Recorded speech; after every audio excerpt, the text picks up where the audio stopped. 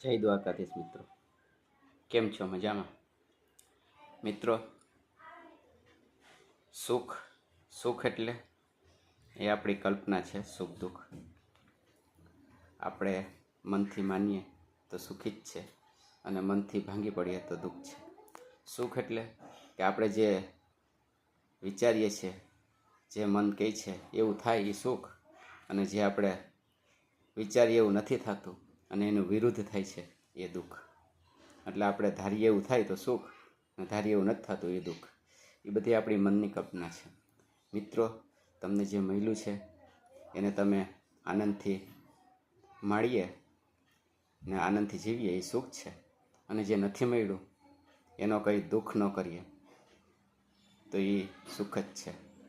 બાકી જે મળ્યું છે એમાં આનંદ નથી લેતા અને નવું કંઈક મેળવવા જાય છે એ દુઃખ છે. એટલે જે જીવન મળ્યું છે એને રાજી ખુશીથી આનંદથી આપણે જીવીએ એટલે આપણે સુખ જ છે. જો વાત સાચી લાગી તો વિડીયો લાઈક કરો, શેર કરો, કોમેન્ટ કરો. જય દ્વારકા.